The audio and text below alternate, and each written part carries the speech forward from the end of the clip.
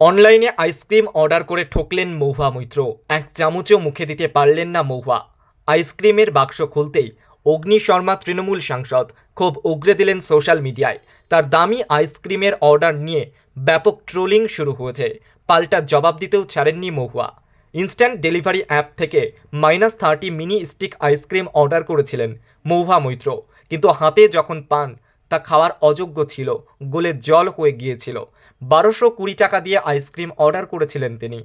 রেগে লাল মহুয়া মৈত্র এক্স হ্যান্ডেলে পোস্ট করে লিখেছেন, -30 মিনি আইসক্রিম অর্ডার করেছিলাম, যখন এলো তখন তা খাওয়ার যোগ্য ছিল না, দ্রুত রিফান্ড বা রিপ্লেসমেন্ট চাই। দামি আইসক্রিম কিনে মহুয়া মৈত্র পস্তাচ্ছেন, সেই রাগ সোশ্যাল মিডিয়ায় প্রকাশ করতেই ট্রোলিং শুরু হয়েছে। অ্যাপে আইসক্রিম নিয়ে অভিযোগ না জানিয়ে কেন সোশ্যাল মিডিয়ায় পোস্ট করছেন সাংসদ, সেই প্রশ্নও করেছেন অনেকে। কারোর আপত্তি রয়েছে এক্সপেন্সিভ শব্দটি নিয়ে। যদিও ফুড ডেলিভারি করার সংস্থার তরফ থেকে মহুয়ার কাছে ক্ষমা চাওয়া হয়েছে।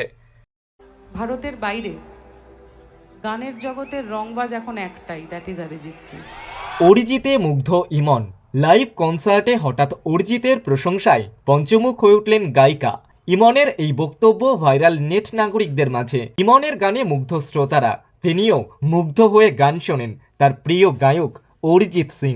কোনো দ্বিধা দ্বন্দ্ব না রেখে স্পষ্ট করে বললেন তিনি। সঙ্গে সঙ্গেই উঠল হাততালির রোল। তিনি স্পষ্টবাদী বলেও প্রিয় সকলের কাছে। বর্তমান প্রজন্মের কাছে অতি পরিচিত নাম ইমন চক্রবর্তী। লোকগানের পাশাপাশি আধুনিক গান কিংবা রবীন্দ্রসঙ্গীত সব ধরনের গানেই পারদর্শী ইমন।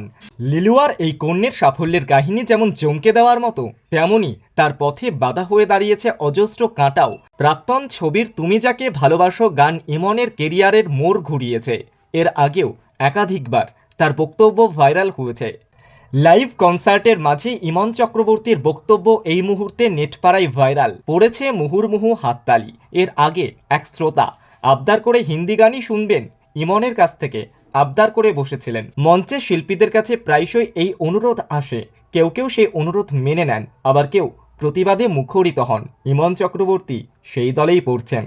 বাংলা গান গাওয়ার সময় অবাঙালি শ্রোতার দাবি ছিল হিন্দি গান গাইতে হবে। তাকে সপাটে জবাব দিয়েছিলেন গায়িকা। বাংলায় থেকে যদি এই কথাটা বলো, আমি সাহসের সঙ্গে জোরের সঙ্গে হাত দেখে বলো আমি বাংলা গান শুনবো না, অন্য কোনো জায়গা হলে না চুলের মুঠি ধরে ক্যাম্পাসের বাইরে বের করে দিত। ফালতুগিরি করো না, একদম করো না। এই স্টেটটার নাম বাংলা। আর এবার সরাসরি তিনি অরিজিৎ সিং এর প্রশংসায় পঞ্চমুখ। আমাদের এই ভারতবর্ষ তথা ভারতের বাইরে গানের জগতের রংবাজ এখন একটাই, দ্যাট ইজ অরিজিৎ সিং। ঠিক যেন মায়াবন বিহারিণী হরিণী, লাজুক চোখে সলজ্জ মুখে ধরা দিলেন দেবচন্দ্রিমা। নদীবক্ষে শীত উপভোগ করছেন টলিউড সুন্দরী, পরনে শ্বেত শুভ্র। তীব্র দাবানলের কারণে পিছিয়ে গেল একাধিক অনুষ্ঠান। একাডেমি অ্যাওয়ার্ডস, গ্রামি সহ অস্কার পিছিয়ে গিয়েছে। আগে বিপদ থেকে মুক্ত হোক, তারপর অনুষ্ঠান। এখন এই মন্ত্রে বিশ্বাসী সকলে। জানা যাচ্ছে অস্কার পিছিয়ে গেছে দুদিন। 3রা ফেব্রুয়ারি হওয়ার কথা ছিল গ্রামি অ্যাওয়ার্ডসের অনুষ্ঠান, তাও পিছিয়ে দেওয়া হয়েছে। কবে হবে সিদ্ধান্ত নেওয়া হয়নি। ক্ষতিগ্রস্তদের পাশে দাঁড়াতে নিজের সমস্ত অনুষ্ঠান বাতিল করে দিয়েছেন পপ গায়িকা জেনিফার লোপেজ। এখন ব্যবসার কথা না ভেবে যা আয় হবে তা সমস্ত বিধ্বস্ত মানুষদের মধ্যে বিলিয়ে দেওয়া হবে, এমনই ভাবনা সকলের।